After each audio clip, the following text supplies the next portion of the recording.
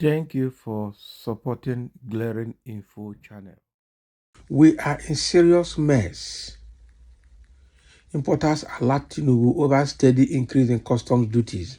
Abi, a country that is practically importing everything and nothing is being produced in Nigeria, you are also increasing import duties that such that they are not even able to buy in. Is that not that? That means they want to kill the citizens. You can't produce it locally, and people are buying it. You can't also don't want. You are stifling the importation channels, making things very difficult. Everything tax, tax, tax, tax. You don't even know what they are going to do with the tax. You do the tax, they steal it. Almost all of them are thieves. Eh? Now Nigerians can't produce, can't manufacture. They are buying it. You are also blocking the way to buy it in. That means you want to cage the citizens to die. And that is a very bad one. Now importers are crying. Eh? Manufacture inside, you cannot. Allow import, you cannot. You are killing importation. So what else do you want the people to do? How do you want people to survive? This is bad. The Automobile Manufacturers and Importers Association in Inewi, Anambra State, has raised concerns over what it described as the federal government's continuous increase in custom duties. The president of the association, Austin Jidofo, expressed dismay over the government's directive to customs to escalate duties on a monthly basis, leading to hardship for the final consumers. Jidofo highlighted that the relentless rise in customs duties has adverse effects on the Nigerian masses, resulting in increased prices of commodities such as rice, cement, building materials, spare parts, generators, and more. So he revealed that container duties were increased twice in January alone, and the percentage increase is over 30%. The association president attributed the rise in custom duties to the government's use of exchange rate to determine duty payments, leading to an increase from 4 million to over 6 million and almost 9 million as of the time of the interview. So he criticized the complexity of the clearance process, which involves various agencies and checkpoints and ultimately transfers the expenses to the final consumers. So Jidafor called for a halt to the continuous increase in import duties, emphasizing that the current system is corrupt. So he appealed to President Bola Tinubu to address the outrageous increase in container duties, asserting that the prices of goods should not be determined solely by the rise in the dollar value. So the association president urged regulators to adopt a more transparent and predictable approach to setting import duties to alleviate the hardship faced by the Nigerian masses. So as soon as Mr. President orders a halt to the increase in import duties, hardship will drop. Regulators are looking at the exchange rate. Nigeria is the owner of the wharf.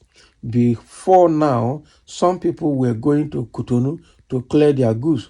We are jubilating that our refineries will soon start functioning so that the prices of petroleum products will go down.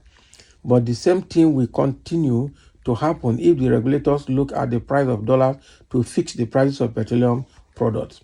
I traveled to Iran not long ago, and a friend of mine, a citizen of that country, told me he was entitled to 50 liters of fuel every day because they are owners of the oil.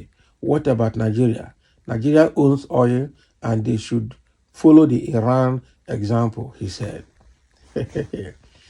Nigeria is not ready to help situation. I tell you, the government is a government of the wicked, by the wicked, and for the wicked.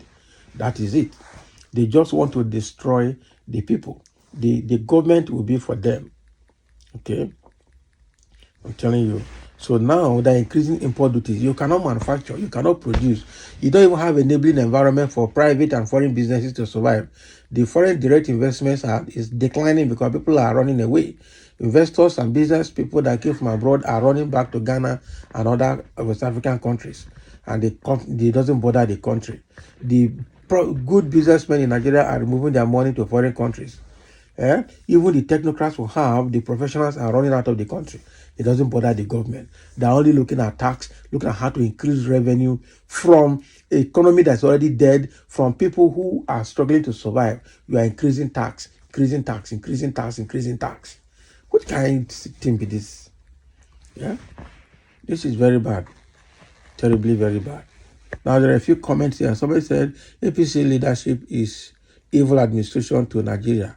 Your president is pretending and begging for the hardship he created from day one, okay, of his handover. Make una they talk without action. Those occultic people not send anybody. Exactly. It is now glaring that Tinubu and his APC government are hell-bent on reducing the teeming population of Nigeria through their inhuman economic policies. Nigerians are dying like flies out of economic hardship in the land. In my area, for instance, about 8 people had died from last year, November till date, due to brooding over high cost of living. The Nigerian government seems unperturbed with this unfortunate incident because they are living in affluence or opulence at the expense of suffering masses. I hope they change I hope they change their evil ways before it is too late. Customs are criminals. They are eating from Nigerian problems, or they are rather, they're eating from Nigerian problems, making things cost inside the market. This is just the beginning. Now Tinubu turn that they give them Emilio Corn fools, bingos and baboons have finished this country. Are we under a pharaohic leadership? It is not past Pharaoh. He don't turn to Nebuchadnezzar, king of Babylon.